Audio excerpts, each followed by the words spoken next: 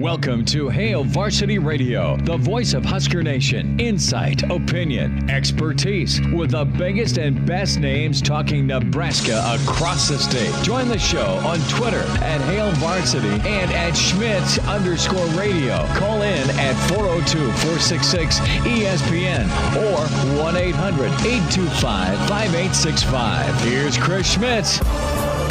Welcome to it. Great to be with you on a Monday. It's Hail Varsity Radio. We're presented by Currency. For all your equipment financing needs, go Currency. Chris Schmidt, Elijah Herbel.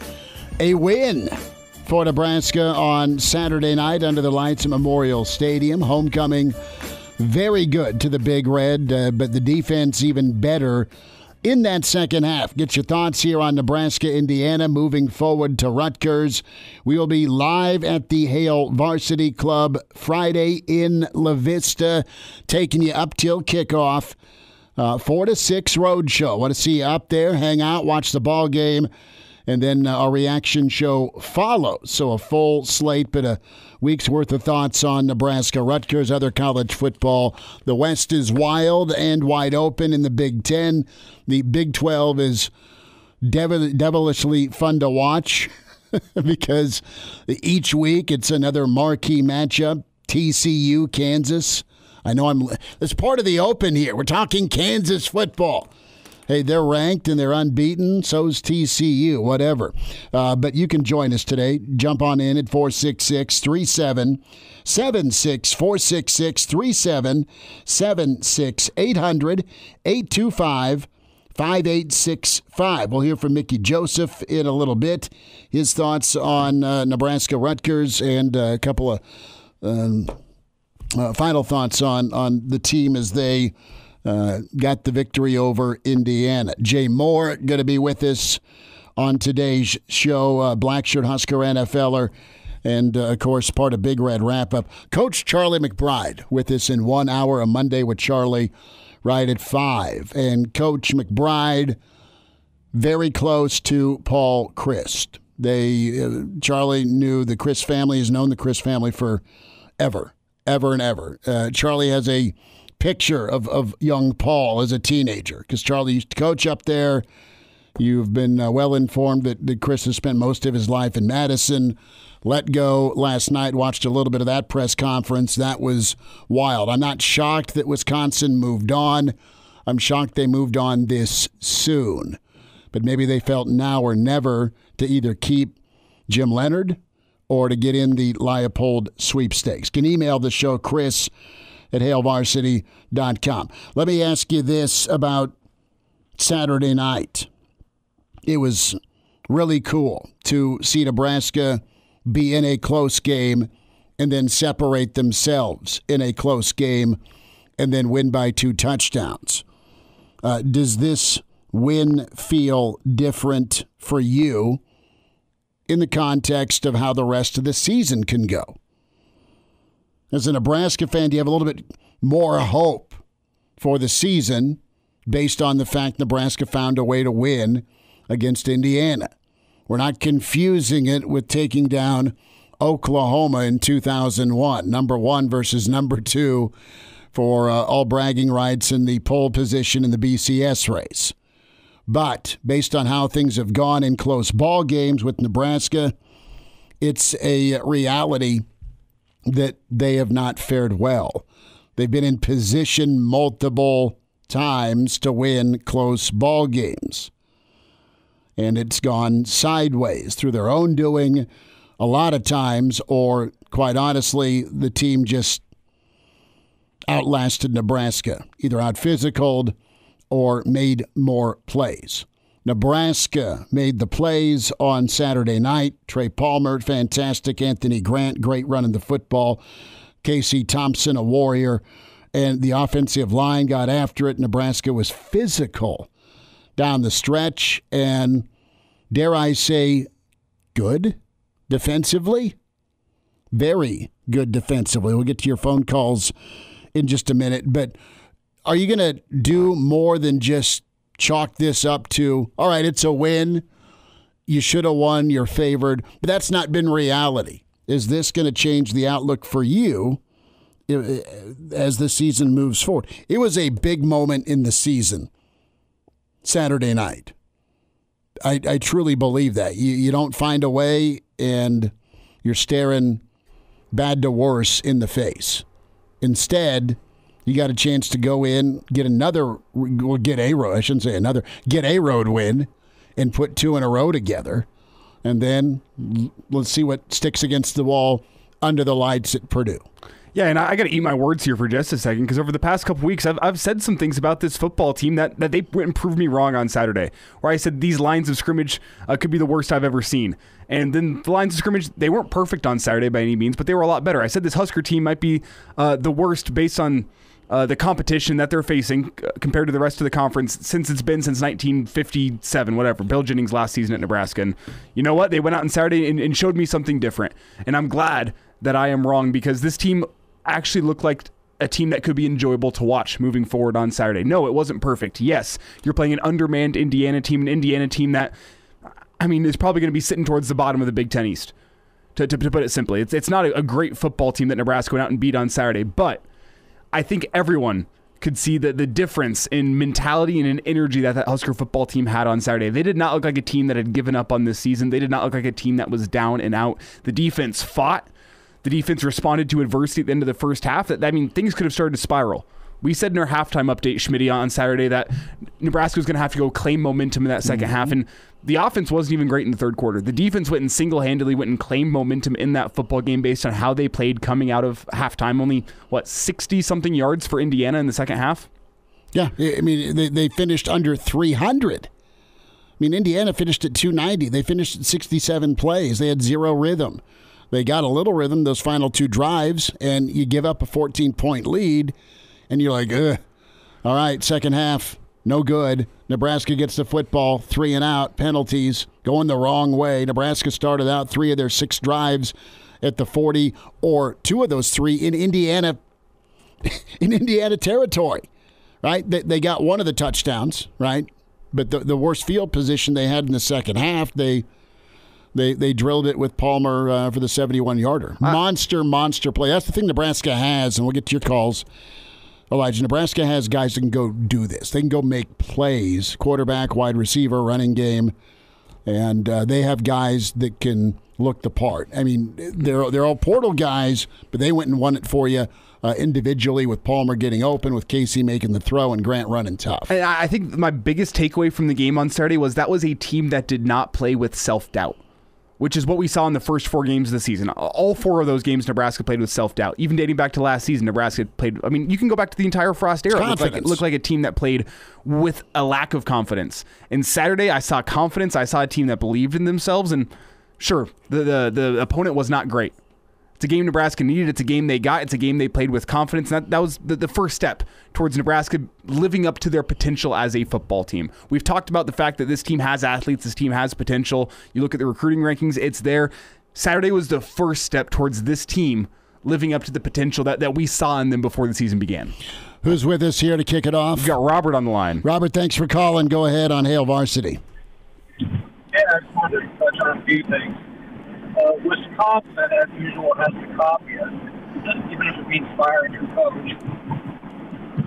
And also Nebraska. Robert, you're real faint. Can you get closer to your phone or pick up?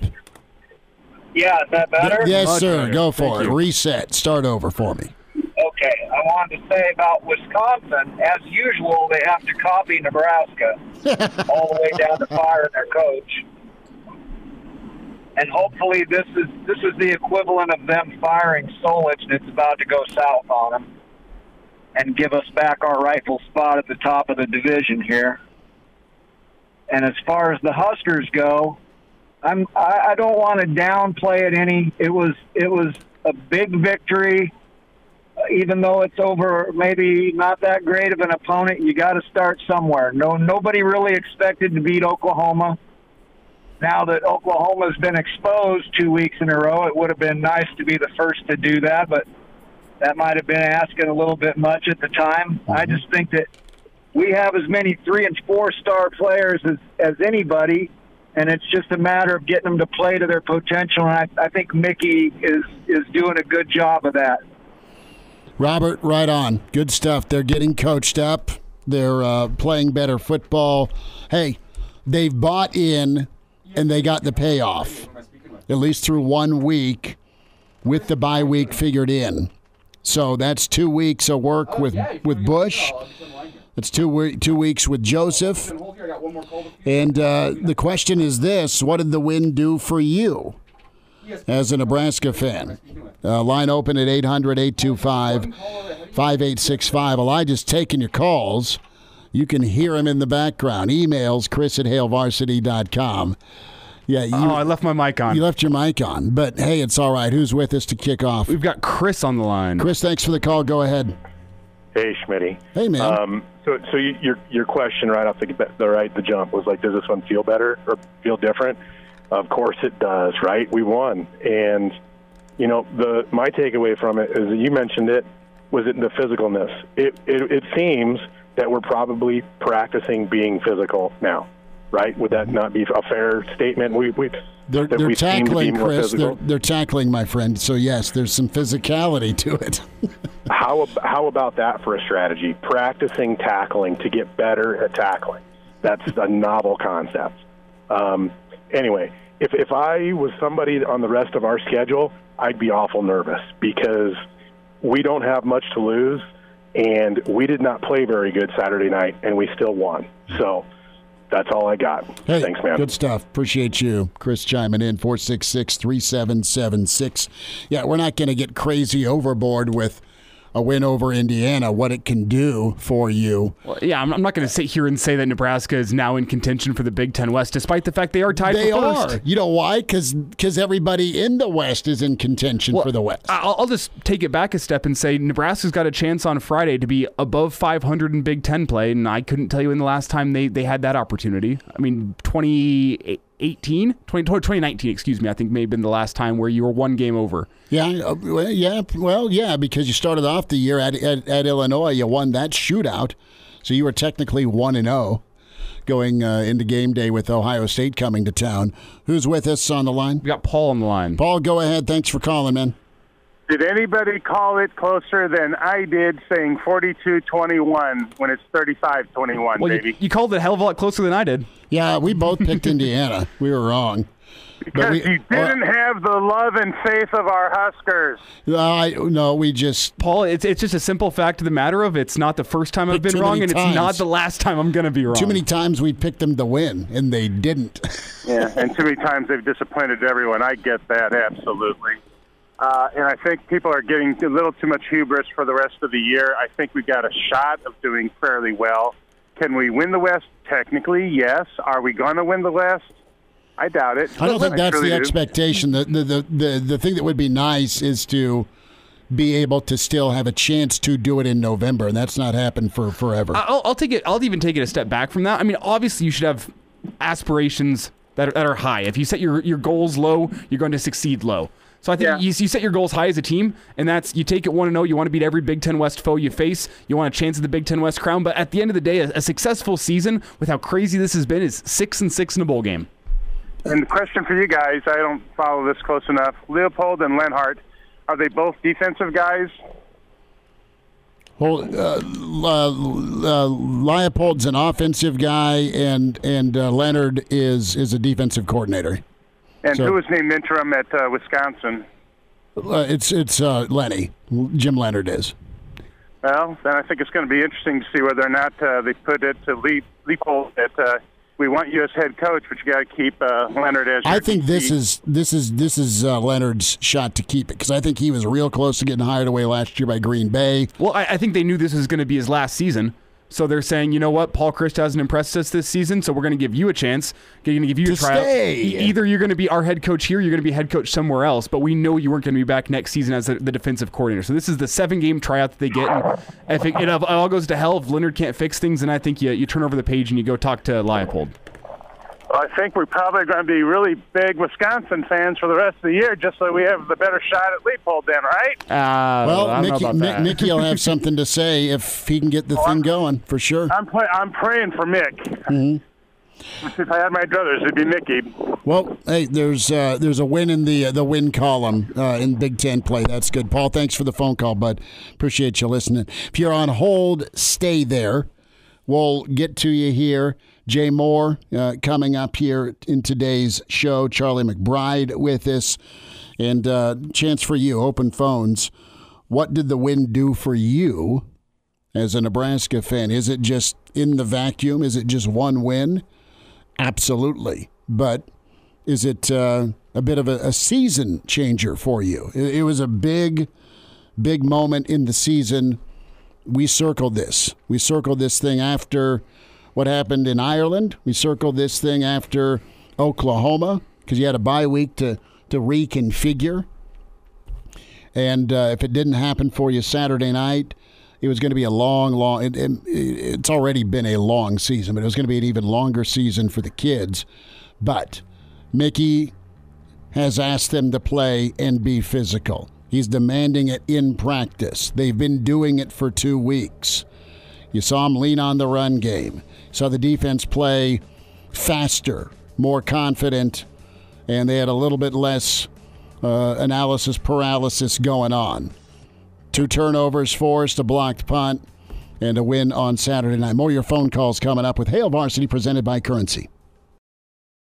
And now, back to Hail Varsity Radio. Back with you, it's Hail Varsity presented by Currency. Chris Schmidt, Elijah Herbel. Find us on Twitter at Schmidt_radio at Herbalessence. And we're watching, you can watch us. We're watching each other. That's gross. At HVarsity Radio on Twitter, at ESPN Lincoln on Twitter, and Facebook Live on ESPN Lincoln's Facebook page. We'll get to some of your tweets, some of your emails, more of your phone calls. We're asking you, though, after Saturday night, and man, with our reaction show, Elijah, it was just the sound of joy, right? You had happy Nebraska fans, you had hoots and hollers and happy chatter in the bars and taverns.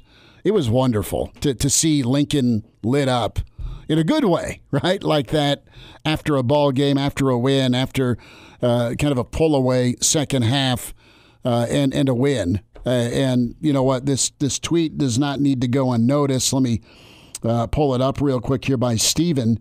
And he wants to remind us, everyone's kind of jumping on Illinois right now, like a little wow factor there with the pig farmer. He's like, remember, Indiana beat Illinois. So before we just kind of, Indiana, they had a very solid Big Ten win under their belt coming in. Mm-hmm.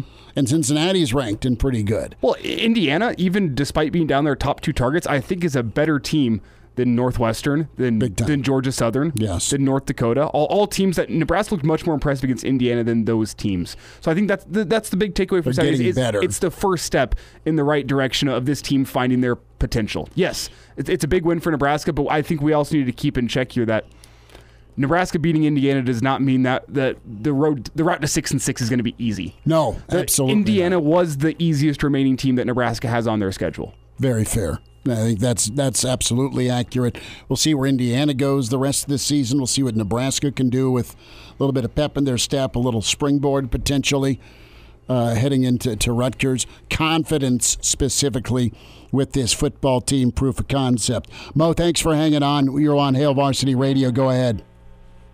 How you doing today? Good, Mo. Go ahead, buddy.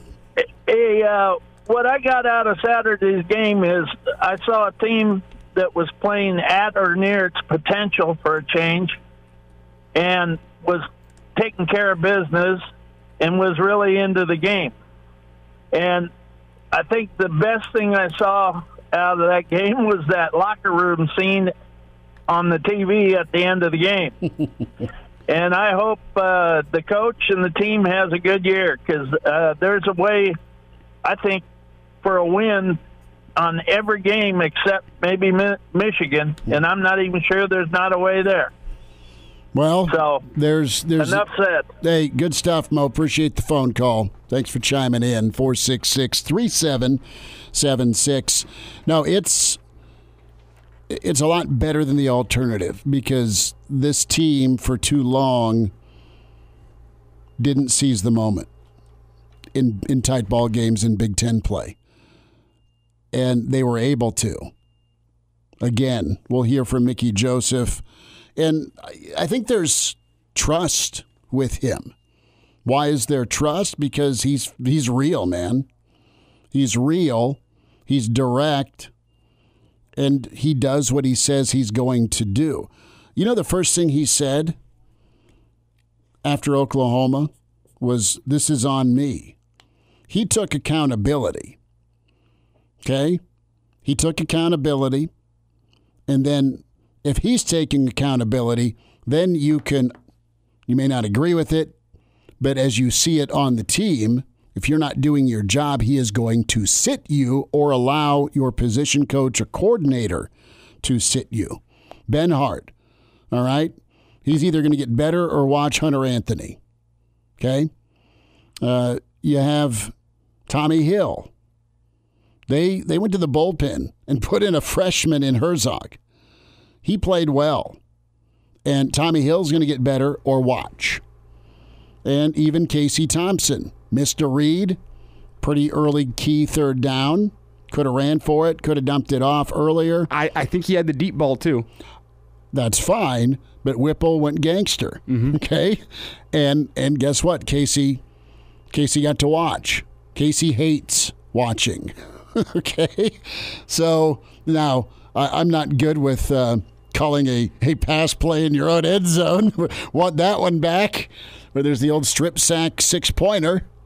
Didn't like that play call. But it is what it is. Nebraska survived, got even with a blocked punt touchdown with the old non-offensive touchdown. John's with us on Hail Varsity. John, go ahead.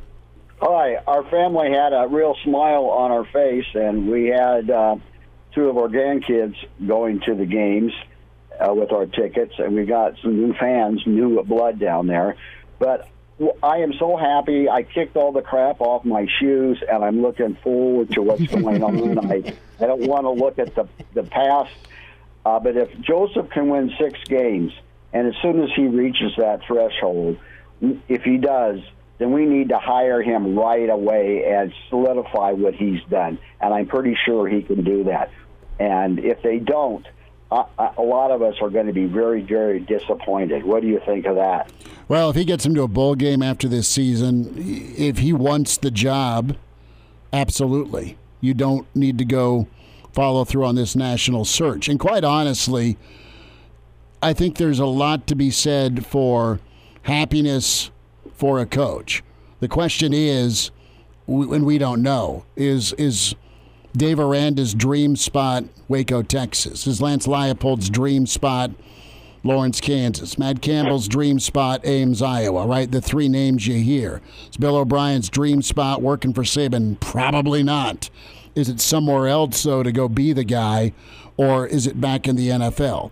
All of these names we hear, and I'm probably is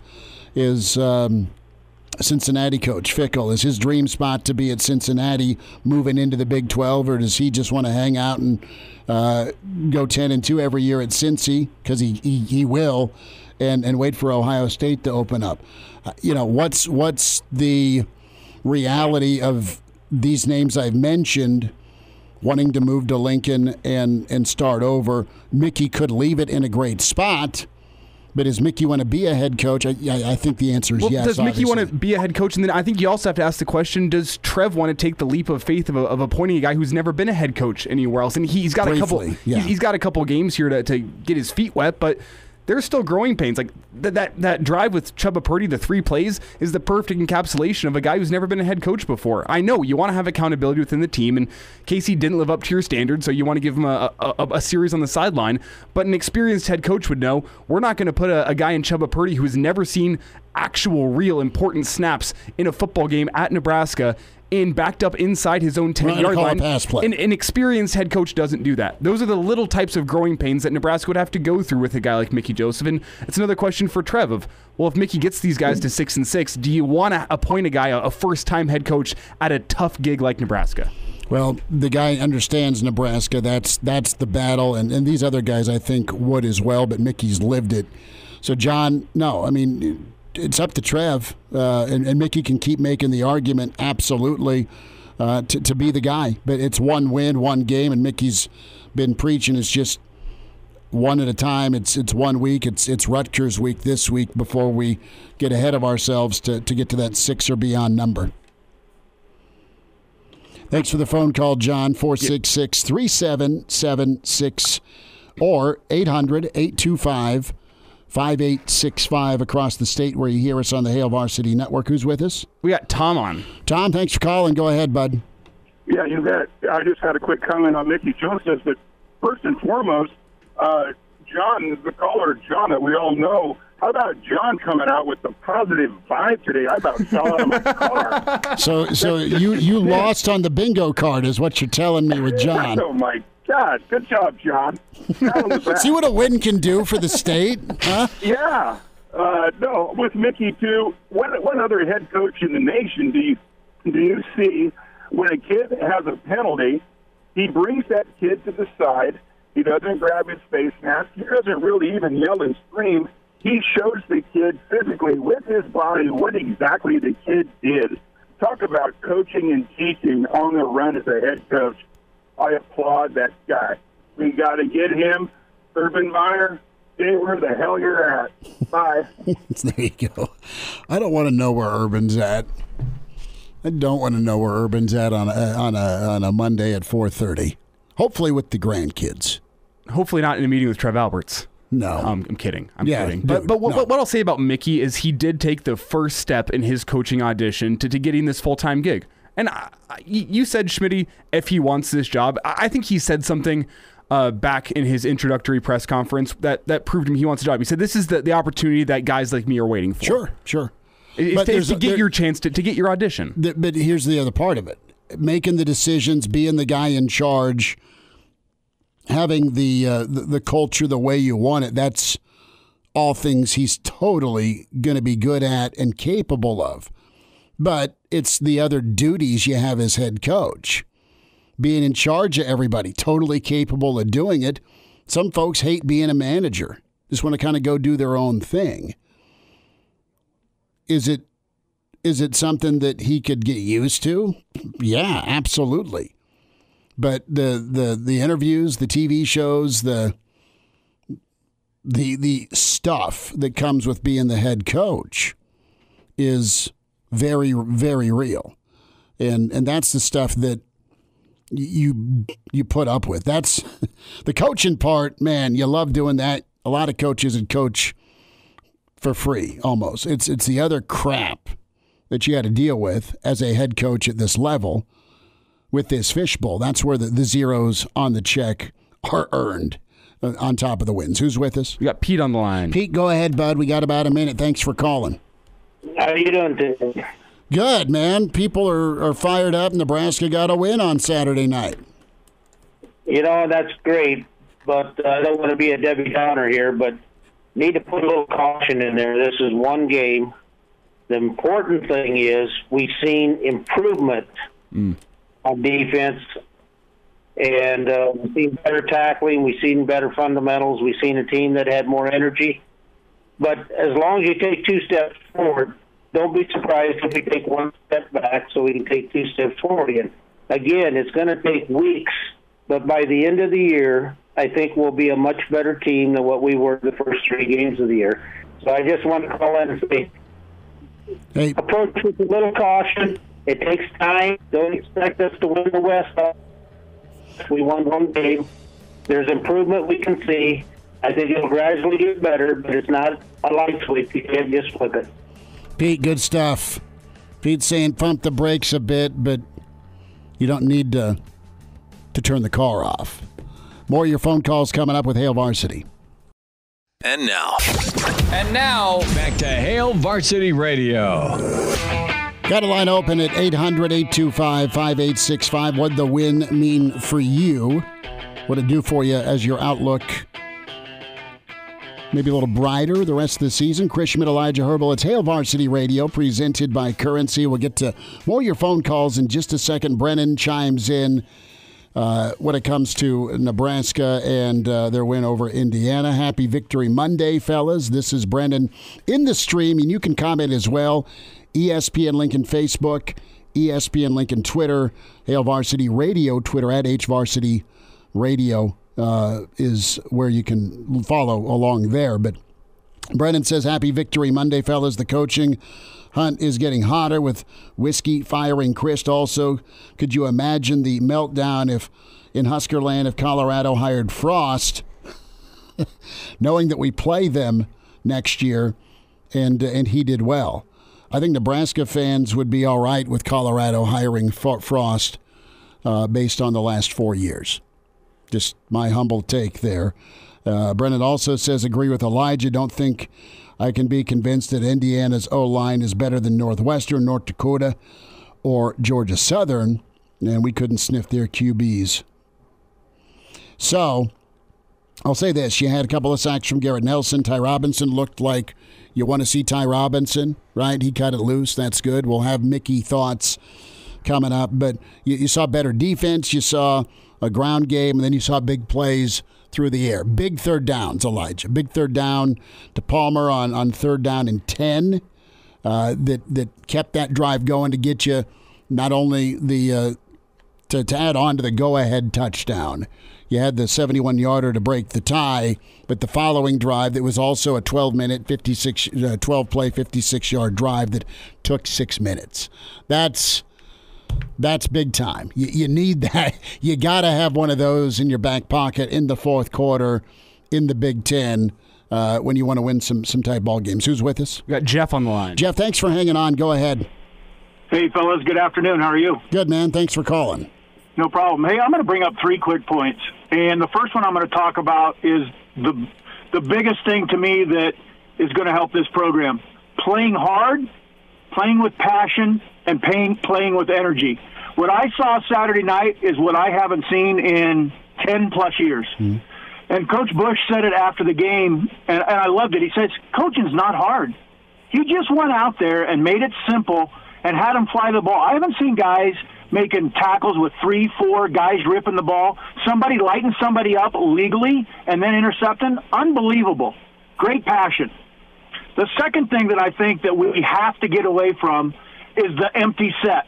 I mean, I cannot believe that the coaches up top are not saying we cannot go to an empty set. Every time we do, we have no checkdowns to get the ball away. I think we have 2 guys that we could go max protection and send 2 guys out in the pattern, and we would be okay. We can send, Palmer out deep and somebody, combination routes underneath, and we'll be just fine if we have to do it. Mm-hmm.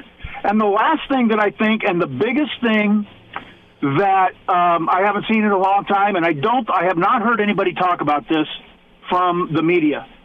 If you guys noticed, at halftime, we finally warmed up.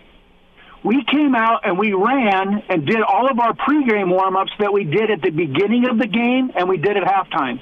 Coach Frost has never, ever done that during his time at Nebraska. This is the first time we came out at halftime at the 4-minute mark and we warmed up just like every other team does for 3.5 minutes. I told the people I was sitting next to, I go, they're ready. They're going to be ready to play the second half. We've never done this before, and nobody saw that and brought it up. So I would love for somebody in the media to ask Coach Frost, hey, do you think that made a difference? But you know what? It'll be a huge test on Friday. Probably not a big crowd Friday night to see if the boys can ramp it up one more time and get it going. I appreciate your time. Hey, thanks for the phone call. Good stuff. And Schmidt, you didn't. I was sitting here asking, man, what kind of speech did Bill Bush give at halftime to fire that defense up? And Jeff put his Coors Light down and went in there and said, "Good work, fellas." No, the warm up thing. It's a little thing. But Mark Cranack circled the warm up thing, even in Ireland, between Guinnesses. He circled that as a detail thing. Who's with us on the 800 line? We've got Josh calling in from Iowa. Josh in Iowa. Josh, go ahead. Thanks for calling. Thanks, guys, for taking my call. I agree with a lot what Jeff said. The biggest thing, too, I took away from that, and I was able to go to the game. It was my birthday on Saturday, so it was a great birthday win. Thank you. But the biggest thing is the defense just had this edge, this attitude to them. And just watching the motive, just how Joseph and Bush spoken the message the last 2 to 3 weeks, I think has really hit them fast, and it's hit them hard. And you notice it on the field. Thanks, guys, for taking my call. Thank you. To add to that, and thanks for the phone call. No, it just kind of comes down to belief, right? The old Ted Lasso. First thing he did in season 1 was put up a giant believe sign. And you got to believe. Simple enough. But what you're being coached to do and told to do, is it going to pay off? Is what these guys are scheming and planning for me, is it in my best interest? Well, you would think so. Everybody wants to win. That's the hope. But time and time and time again, you fell short of it. So eventually that message, that belief, there's some doubt that creeps in. And that it's huge to get the first one. To your point, Elijah. Who's with us? We have got Bruce on the line. Bruce, welcome in. Thanks for calling. Go ahead. Brother Chris, what do you know? You know, it was a good Saturday night. Had a cold beer with Elijah after the post-game show, and we just said, all right, this is a lot better than the alternative. Yeah, just one. Come on, Chris. I know you better have that. I had 2. I'm getting old, and I'm getting cranky. I had golf in the morning. Hey, first thing I'm going to do is I'm happy for the team, super happy, but also too, heart and prayers out to the Pelini family. Yes. Hopefully you guys know about all that stuff going on with the Pelinis. But anyway, what I saw from the game was Mickey Joseph holding those players accountable. When Cochran got ejected, he was over chewing on some tail, and I like seeing that. And I also wanted to tell Elijah, too, that he might be, I don't know his age, and that's not important, but back in the golden years, Tom Osborne used to do this with the quarterbacks all the time, Elijah, whether it was Mickey and Mike Brandt, together. If one of them made a goof up on the field that was costing a lot of field position or possibly points in the game, they got pulled for a series. Tommy and Brooks, same thing. We saw it all the time back in the day. What I think I see happening here is Mickey is getting this state of mind back, the state of mind in Nebraska football, getting his guys back, making them angry, letting them know that when you smell blood in the water, go for it, attack. And I like that. Bruce, good stuff. And, yeah, the accountability part of this discussion is very key because no one's safe if you're not doing your job. And it's got to be that way. Bruce, appreciate you calling. I'll also add, I liked Mickey going and chewing Corcoran just a little bit on the sideline, but I also liked Corcoran having a little nasty to him. I don't think it was a punch. If it was a punch, that's a problem. It was a slap. I think it was just a guy having a little nasty, putting his defensive lineman into the ground. I didn't hate seeing that at all. Well, of course you don't hate seeing it. You're a lineman yourself. We'll wind down hour 1. And now, back to Hail Varsity Radio. Winding down this first hour, it's Hail Varsity, presented by Currency. For all your equipment financing needs, go Currency. More of your calls. Uncle Charlie coming up here in 10 minutes. Mr. Blackshirt, Charlie McBride. Jeff chimes in on the StreamYard, and you can watch us as well and stream along. ESPN Lincoln's Facebook, ESPN Lincoln's Twitter, and the Hail Varsity Radio Twitter feed at HVarsity Radio. Give us a follow at Schmidt_radio, at Herbal Essence for Elijah Herbel. Jeff says a win means a fresh start in the Big Ten this season. Let's go beat Rutgers. And Jeff went on to say Nebraska looked so much better from the start of the game. The coaches looked better. And also, if Nebraska beats Rutgers, do we start talking about Mickey as the next head coach? I don't think we can get the Kansas coach. Or I was thinking maybe you wanted to go DC there, the defensive coordinator from Wisconsin. I think he was going to interim. Oh, yeah, I see. Thank you. Look at you. Yeah. Look at you being able to put the letters of the alphabet together and say the interim coach. Yeah, I think you nailed it earlier. I think Leonard was on his way out the door, and Wisconsin said, let's see what you can do as the head guy before someone else grabs you. Mm-hmm. And we talked to Barry, media days? We talked to him about Jim Leonard. And he's like, I think Jim can go be a head coach anytime he wants. He's had that response to me when we've kind of broached Leonard's future, right? 39-year-old, 10-year vet in the NFL, a staple of the Wisconsin defenses.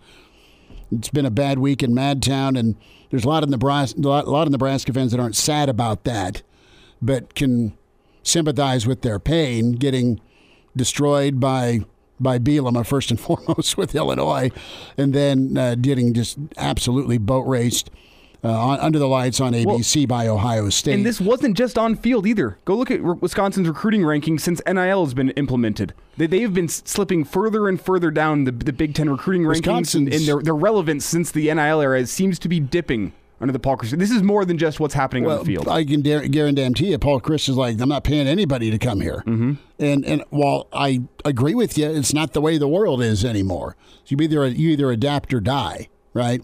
Real quick reminder about your friends at Red Zone Tickets, selling fun since 2001.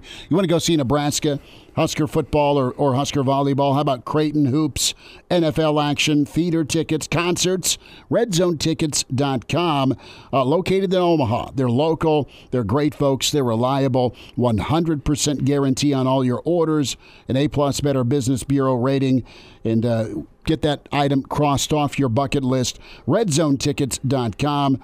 Memories that last a lifetime. Go see them with RedZoneTickets.com. Who's with us? Yeah, Scott. Scott, sorry to keep you on hold. Go for it, bud. Not a problem. I just had a couple things, and one on a positive note and one on a frustrated note. The frustrated one to start with was 3rd and 3, and we don't have a back in the backfield at all. And empty, yeah. I don't know. That just drives me crazy. Nope, get you empty. What's your point of praise?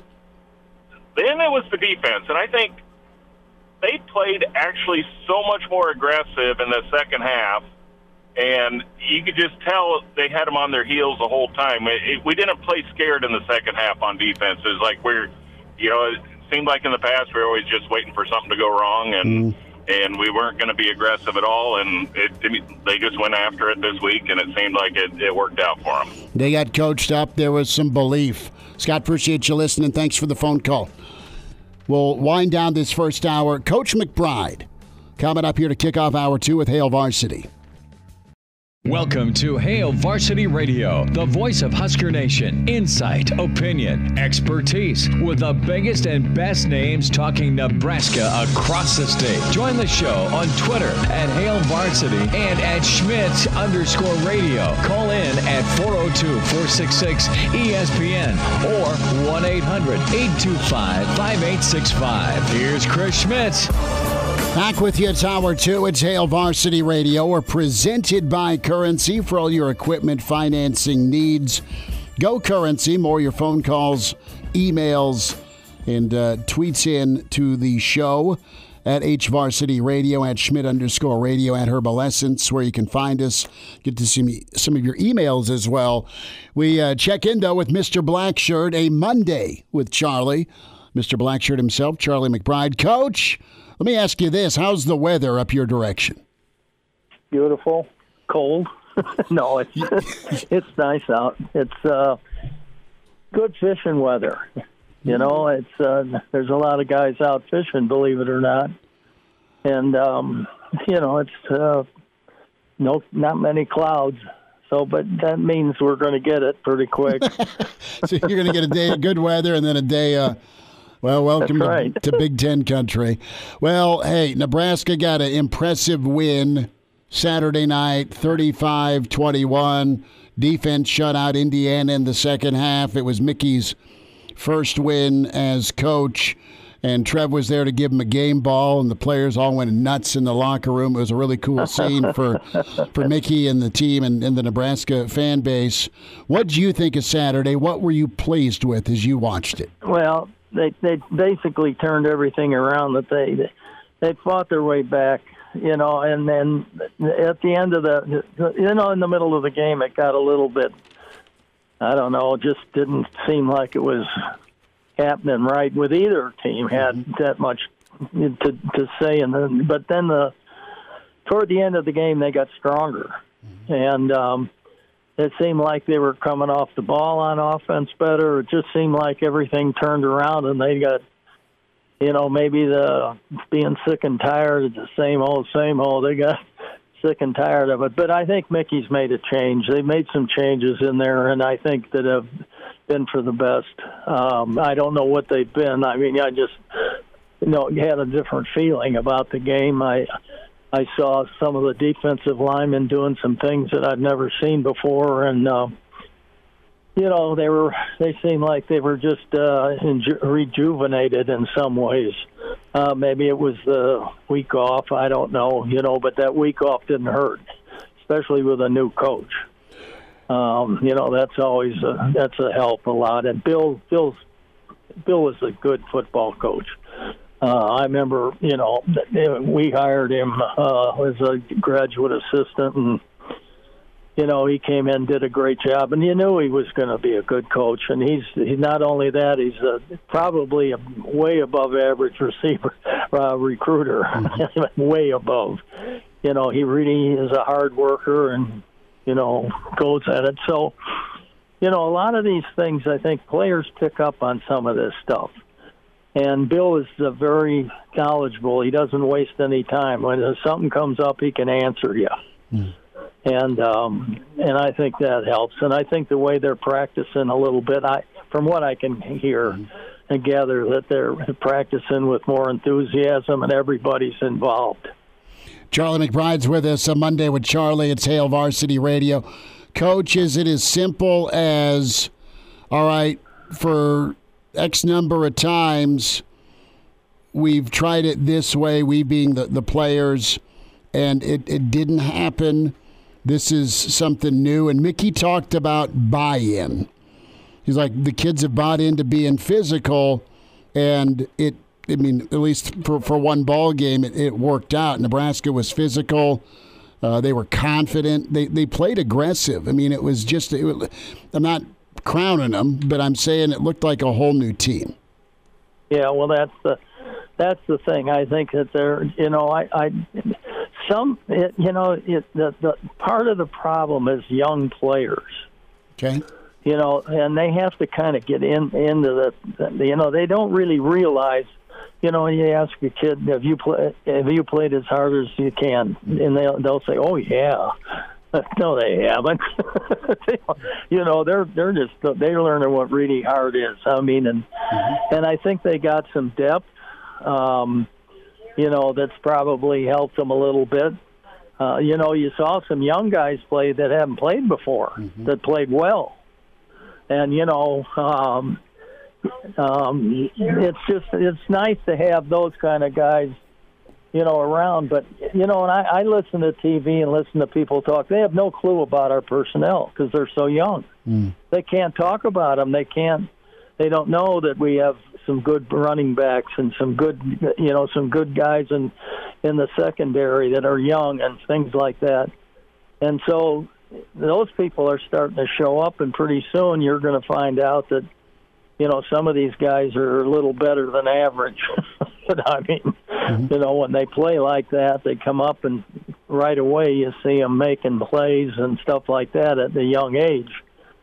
I think that, a lot of the secondary's growing up too. Charlie, what I saw on Saturday was a defense that, we've talked about it before, and I think you even said last week, it sometimes looks like the defense, their feet are stuck in the mud. And I saw a defense that was playing quick and playing physical on Saturday, and talked a little bit about some schematic changes there, some effort changes as well from the defense. But, how do you make sense of a defense that looks so slow through 4 games now looking so fast and free on Saturday? Is that all due to a coaching change in Bill Busch, a change in philosophy? Both sides of the ball cut out a lot of garbage.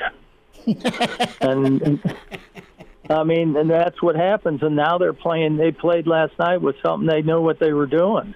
They knew they cut out enough stuff where they could go into the game with more confidence. And that's what you have to do. You have to really be careful with young people. If and like I said, there's some people that are going to learn, quick. There's some people it takes a little more time. You could be a genius and it still takes a little more time for some. It's different. It's a different, culture when you're on a football field than in a classroom. And so that's where you have to kind of really be careful what you're doing, because if you say, does everybody get it, nobody wants to raise their hand if they don't get it, because then they look like they're stupid. And that's the thing you have to fight. I talk every day about that when I had young players, that don't be afraid to say something, even if you feel like it's stupid, because nobody's in here is going to laugh at you, because there's probably another guy in here that doesn't know either, and you're helping him out. And so, those are the things. They cut out some things where those guys could go on the field and they could feel more comfortable. Coach, what did Saturday night do for you as far as the season outlook as Nebraska heads into Rutgers? Well, it looks like some of the guys found out what it takes a little bit and takes to win. I mean, it takes a little bit more mentally. It takes more mentally preparation too. You say, well, they all. Now the thing is, do they buy in?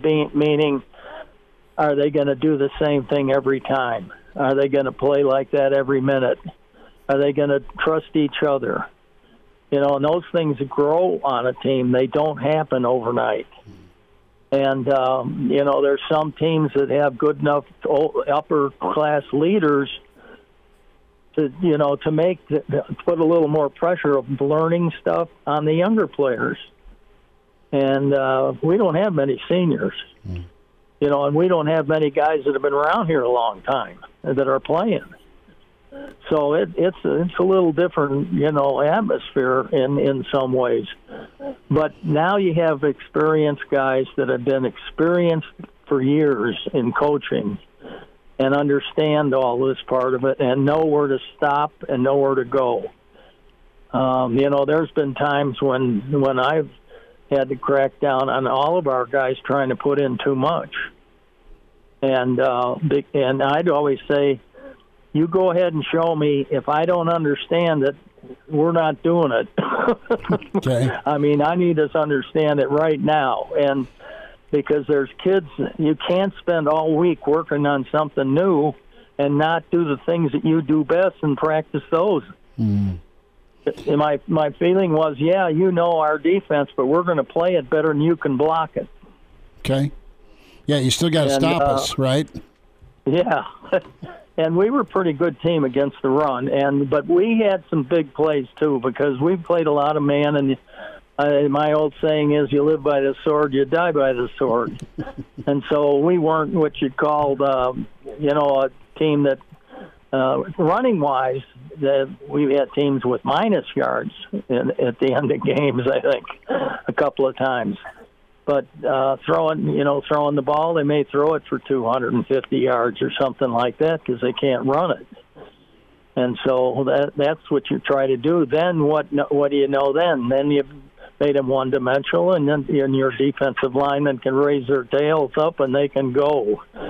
They don't worry as much about the run. They're just going to find a way to get to the quarterback. Charlie McBride is with us here another Monday with Coach Charlie McBride. And, Coach, we'll get to Paul Chryst here in just a second because I want to get your thoughts on that. But before we get there, I want to get your thought on Casey Thompson getting benched for a series. Chubba Purdy getting backed up inside his own 10-yard line. A tough spot for him to come into. But I want to get your take just on what the coaching staff did there, giving some accountability, not only to the quarterbacks, but I think that was a message to the rest of the team as well, that if your play isn't going to cut it, we're going to try to find somebody else who will. And they did that a couple different times on Saturday. And I want to get your reaction to what the coaching staff did with that.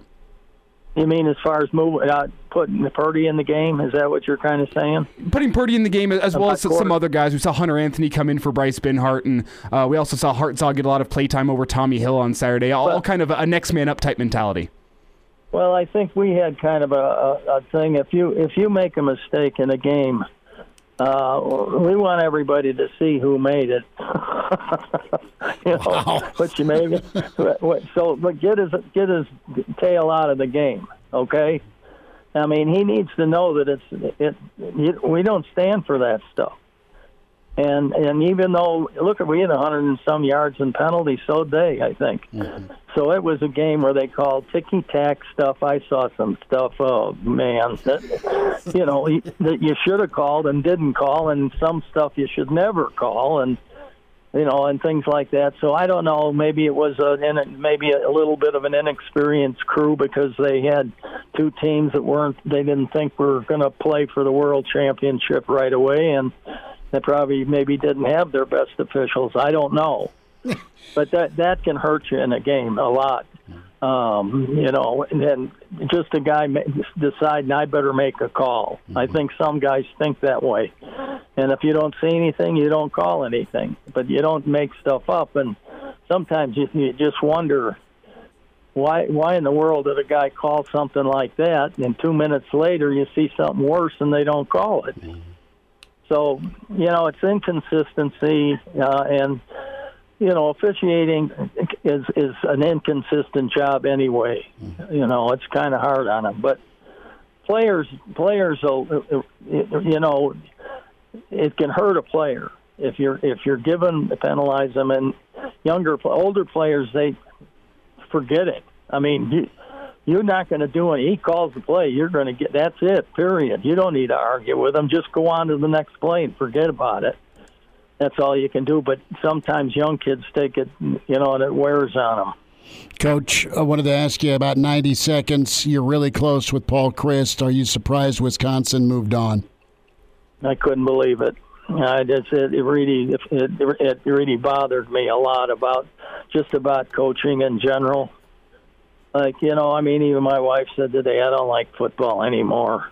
You know, it just, you know, the family, you know what it does to them all. You know what it does to everybody. And, you know, there's a guy that's a winning coach. I mean, he's won. It's hard for me, you know, a little bit. You know, when Frank got fired, mm-hmm. I had a little trouble believing that. Mm-hmm. And this was the same thing. And I always said this, and I heard this a long time ago when I was a young coach with a guy that was did a speech. He was a high school coach. He was started out as a graduate assistant college coach, and then he became a head college coach, and then he went into pro ball. I mean, this guy went through the whole thing, and he said the one thing that happens the most, and he was an athletic director. He said the one thing athletic directors now, it seems like they want their own guy. Mm-hmm. And if things go wrong, the press, some of his people or followers, you know, jump on the head coach. You need to change, make some changes, and some go, you know, submit to that pressure. I was surprised just because here's a guy that had been winning and they lose 2 games. And in the middle, not even wait till the end of the year, or just right in the middle of the year, just decide because he lost 2 out of 3 games, they're going to fire him. I mean, and before he's a winning coach. He had a new offensive line. He's got a lot of young new guys this year, and that stuff can happen. Mm-hmm. And you know, but the next year, boom, it'd be somebody else. So sure. Somebody coming in may end up with the gold mine. Mm-hmm. Coach, I want to ask you one more question on Coach Chryst. We've got to go to break. Can we keep you for just a quick minute on the other side of this commercial break? Sure. Okay, thanks, Coach. Hang on with me. A little bit more from Coach McBride, a Monday with Charlie. It's Hail Varsity Radio. We're presented by Currency. And now, back to Hail Varsity Radio. Thanks for spending time at Hail Varsity Radio, presented by Currency. Schmidt and Elijah Herbel. Big thanks to Charlie McBride for extending a little overtime with Coach here on a Monday with Charlie. Coach, sorry to put you on hold there. I was just up against a tough timeout, so I wanted to just finish up here. And you've known Coach Chryst, Paul, for forever. I mean, you've known him since he was a high school quarterback, so yesterday hurt for you and the family. And you touched on that here before the last break. I wanted to ask you, do you think Barry Alvarez, I don't want to say signed off, but knew this was happening? And the reason I asked that is because that was one of Barry's guys, and Barry's always been the guy to promote at Wisconsin. I mean, he set this thing up with the Nebraska blueprint. If I had to guess, I would think that he probably didn't know. If he did, he didn't know much. Right. You have to understand, Barry's a tough guy. Mm-hmm. I mean, and he's a kind of guy that this kind of stuff I think bothers him a little bit. Mm-hmm. No matter how it went down, I don't know that I can't say he didn't approve, but I would say that he didn't approve. I mean, that's Mm-hmm. this way.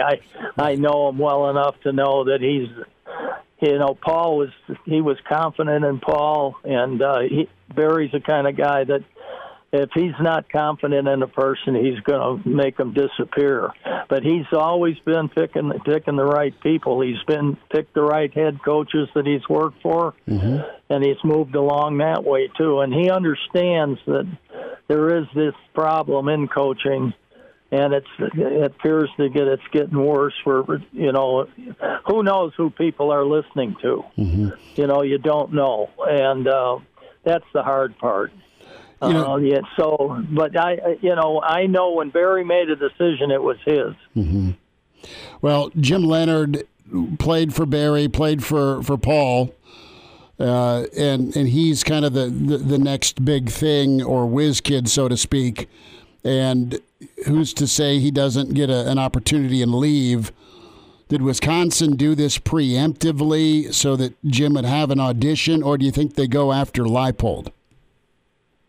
No, I don't know what they'll do. I really don't. I don't know if Barry will even enter the picture and getting involved in a new hiring. Although I think if asked, he will. Mm-hmm. But I just think after this, if he didn't agree with what happened now, I think he's probably going to kind of lay back and just see what happens.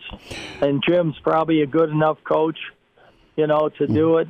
He hasn't been a head coach, or he hasn't even really been coaching very long, but I'm sure he's been around Paul. Paul's been at every level in coaching, so, and Jim probably hasn't. It's only been in college. And teaching is a big thing, and he's apparently done a great job of that. Charlie McBride with us on the Wisconsin situation. Coach, you spent a lot of good years at Wisconsin and close with the Chryst family. Last thought on Nebraska. What do you think happens Friday night in New Jersey? I think they like winning. I think they're going to continue to do the same thing. They'll probably put another wrinkle or two in in their attack, so expand it a little bit if they feel confident that the kids have kind of picked up on what they're doing. But I don't think they'll come out with some crazy stuff or anything like that. As you notice, you didn't see a whole lot of trick plays or any reverses or anything that was, it was just football. Mm-hmm. It was just blocking and tackling, and I was impressed with that part of it. Charlie, if you're coaching this team right now, put yourself in the shoes of Coach Joseph and company. Would you be talking to the team about the fact that you're tied for first in the Big Ten West right now? That's still not off the table, or are you just taking this on a week-by-week basis? Hey, listen, that's what I looked at this morning. This thing isn't over. I mean, you get Minnesota got it handed to them, and they haven't been a great team away from home, I guess. I haven't checked it all, but just listening to reports that they've had, most of their losses have been away from home.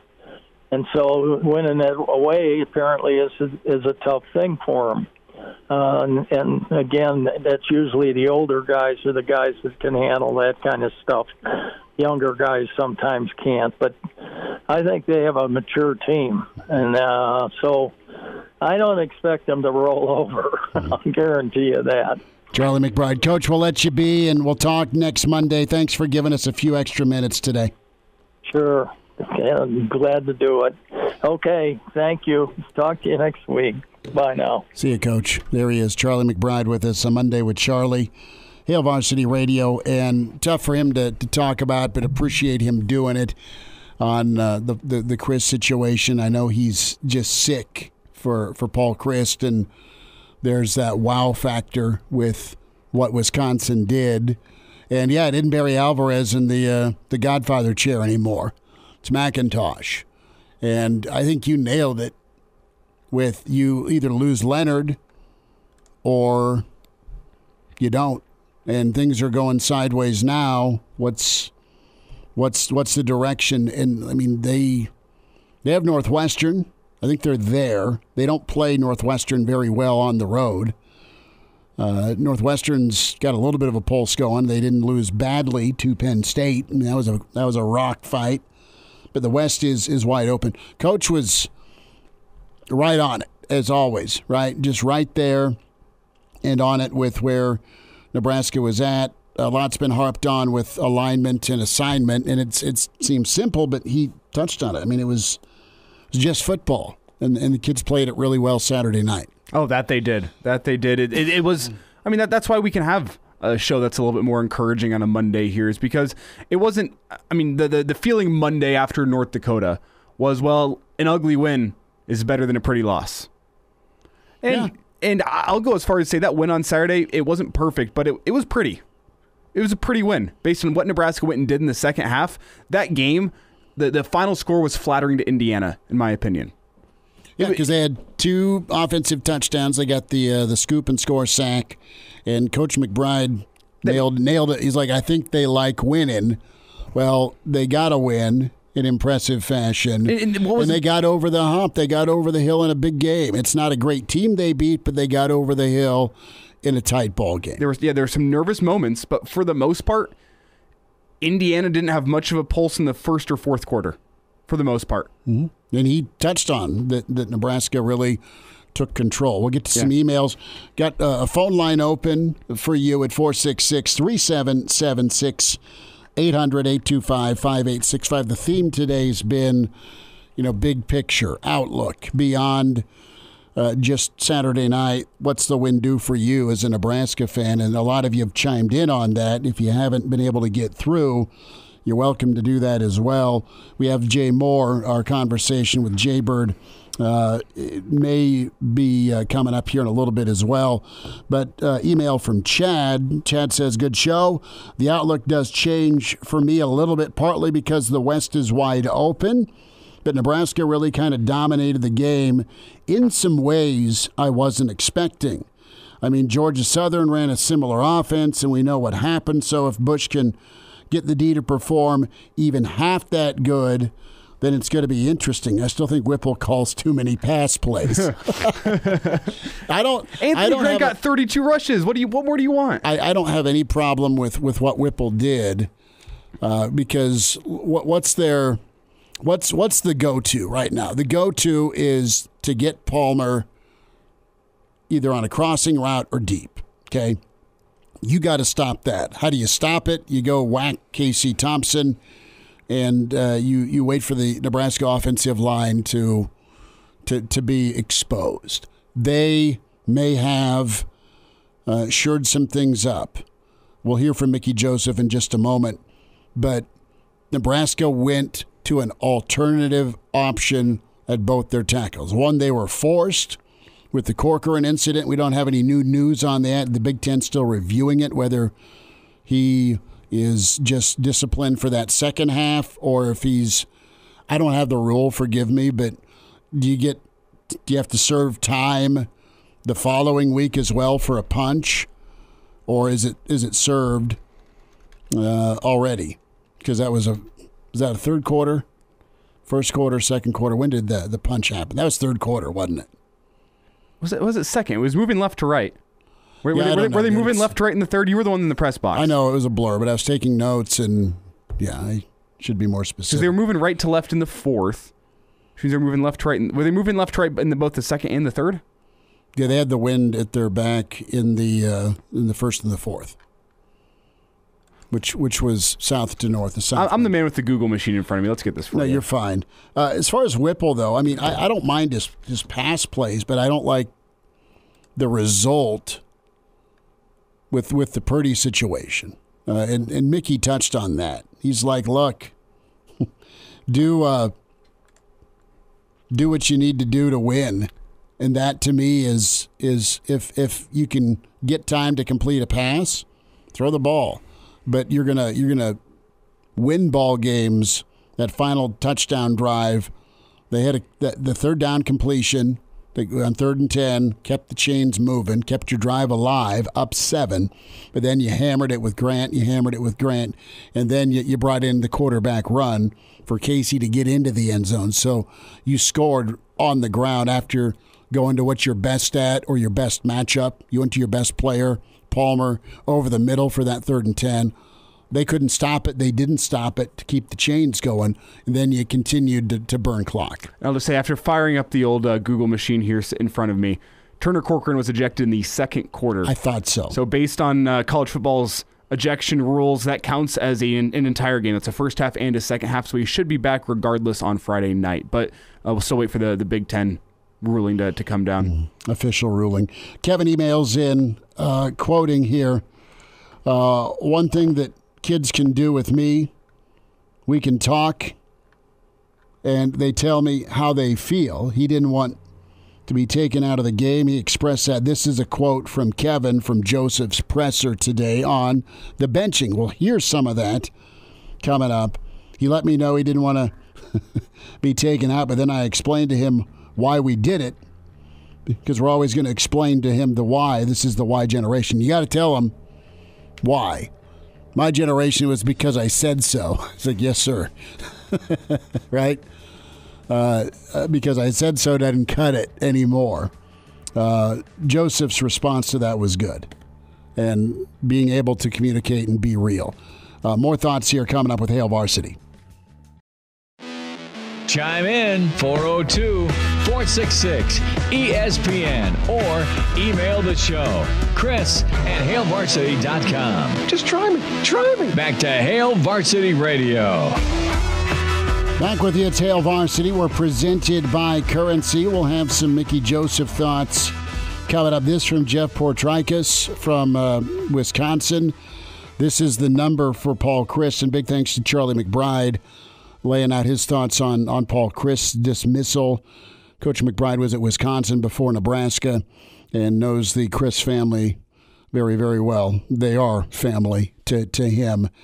So Chryst was due $20 million in change after being removed. Parties agreed to a payment of $11 million to be paid no later than February 1st of 2023. The funds come from the UW Foundation, no taxpayer dollars. So we saw $16 million, right? That was the number last night, but that's down to 11. But it's $11 million to go away, as Ed Orgeron once said. What door you want me to leave at, and what time do you want me to go? With the amount of zeros on that check. So Vic emails in, Chris@HailVarsity.com. 3 things. I'd love to see Frost go to Colorado. He might learn how to be a head coach, and he has an offensive mind for the Pac-8. I love that Thompson got benched. Don't care what it cost us. Would rather have seen 3 runs and a punt than a strip sack, but I don't think Frost would have had to bench him. And I love the butt chewing that Corcoran got from Mickey when he came off the field. I love the passion of it. I love the fact that Corcoran took it like a man. The exchange looked like what a coach-player exchange should look like versus what you're seeing now. Nick sent this in. You've got SMU players plan to sit out the rest of the season to preserve their redshirt year and enter the transfer portal. That's what multiple SMU players have said. This being reported in the Dallas Morning News. So that's a new thing, a thing. It's not just bowl games or non-consequential bowl games anymore where you sit out for your NFL stock. Now, dudes, and it's not the first time this has happened, but could happen at Miami, could happen at Houston, could happen at Michigan State per Darren Ravel. We had an email a little bit ago, last segment, from Kevin. This is the comment from Mickey Joseph here on the benching the the polling of Casey Thompson. And Casey was great today, too, talking about it, just the ability to communicate and talk. But here's what Mickey Joseph had to say about that and his ability to not sugarcoat, to be real, be direct. He's the boss, he's in charge, but you're going to be able to talk to him about things. Casey was okay. Casey was okay with that. He came in yesterday, and we sat down. One thing that kids can do with me, we can talk, and they can tell me how they feel. And he didn't want to be taken out of the game. He expressed that. I mean, he let me know, like, I didn't want that. But then I explained to him why we did it, because I'm always going to explain to him why, because it's a why generation. So he wants to know why. So I told him why, and he said, well, I don't want to do that again. I said, well, I don't want to do it either, but if I have to, I will, because I'm going to be consistent with him. I'm not going to be wishy-washy with him. I'm going to be consistent with him when I'm saying he's no different than anybody else. If we think he's struggling, he's coming out. That's anybody. That's the way you got to run your football team. You can't treat him any differently. He don't want to be treated any differently. But he expressed how he felt, and I appreciated that. But at the end of the day, he understands who's the coach. Mickey Joseph right there. I mean, that sounds so simple, and a lot of you right now, Elijah, are nodding your head.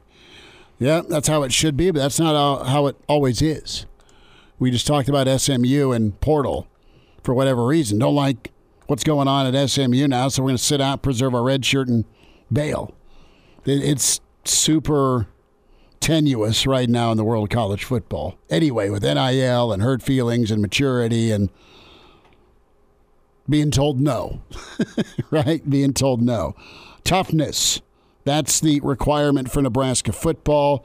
That's still the requirement for Nebraska football with Mickey Joseph. Well, toughness on my list.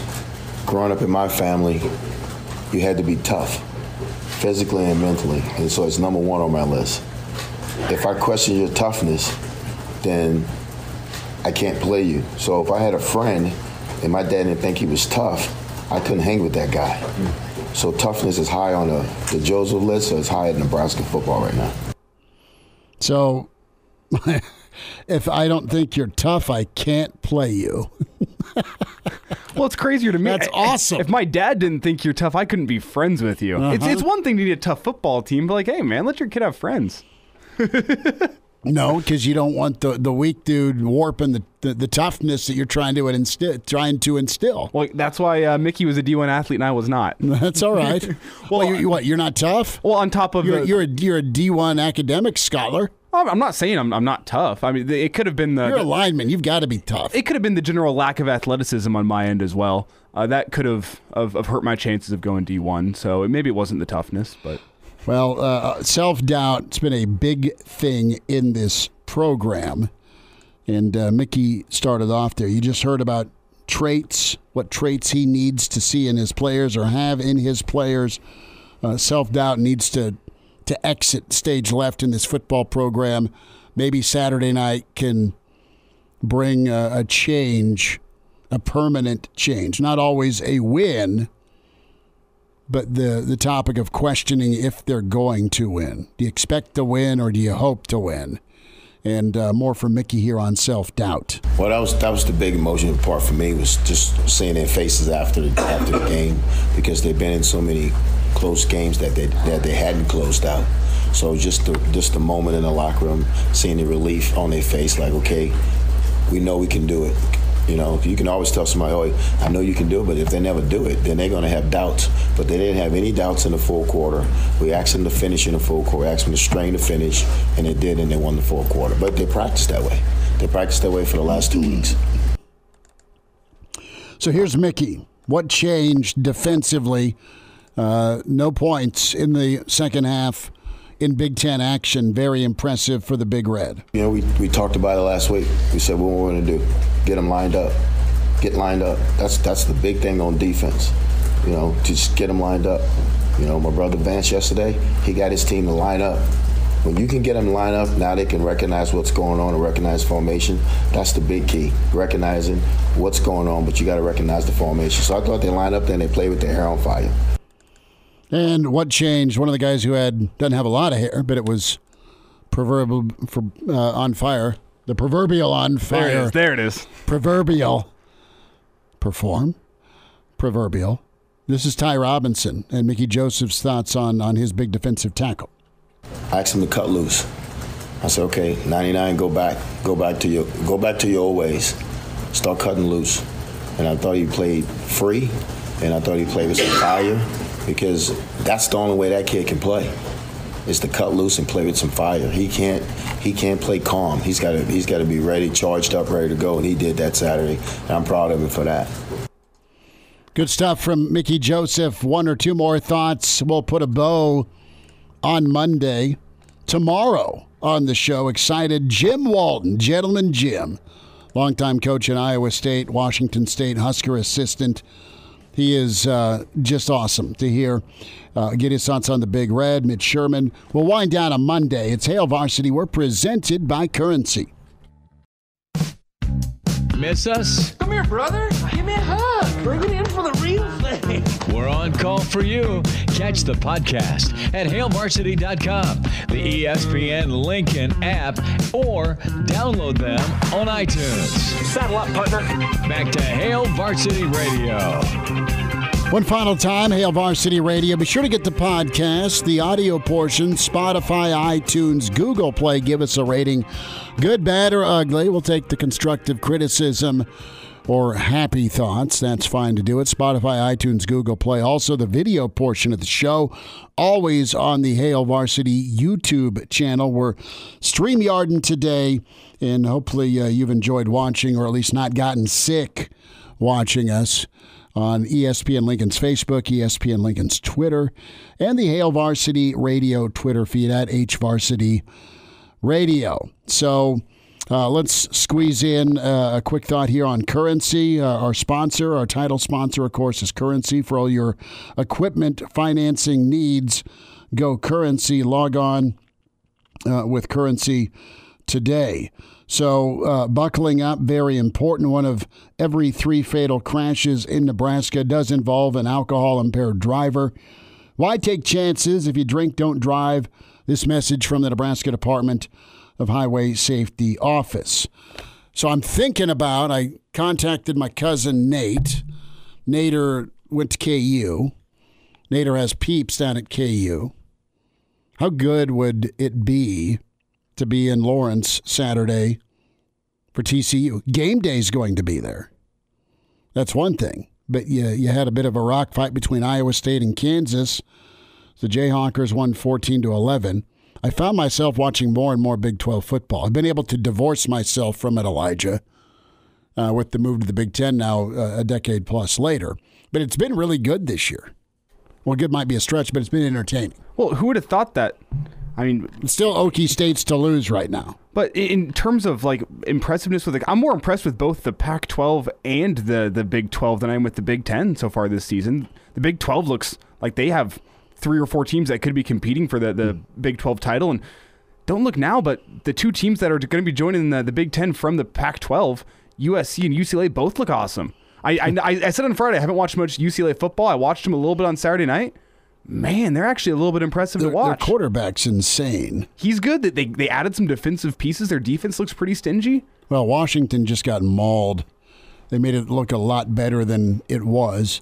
It is a wide open West, though. Mickey had thoughts. I think it's football that you don't know what's going to happen. I think everything in athletics is day to day, and then on games is week to week. But it's the Wild West right now. Everybody's fighting. But if you look at the games are coming down to the fourth quarter. It's really tough games. It's coming down to the fourth quarter. So we're going to take one game at a time. We got Rutgers, and we got to get ready for Rutgers. But the West is wild right now. Absolutely. Many thanks to Charlie McBride in the extended segment with Coach McBride today, a Monday with Charlie. Jay Moore, we'll have that interview posted as well. Jim Walden tomorrow, former coach at Iowa State, get his take on the Big 12, the Pac-12, the Big Red, what he's seeing, this coaching carousel, and just what he thinks of Mickey. Jimbo was coaching at Iowa State when Mickey was running the option short side. So the ties of Nebraska go very deep with Jim Walden and his time under Devaney. So Coach with us tomorrow. And Mitch Sherman. Excited to spend time with Mitch on a Tuesday. Take more of your emails and tweets. As always, Chris@HailVarsity.com. Good stuff with Elijah Herbel. We'll talk to you tomorrow at 4 on Hail Varsity. Thanks.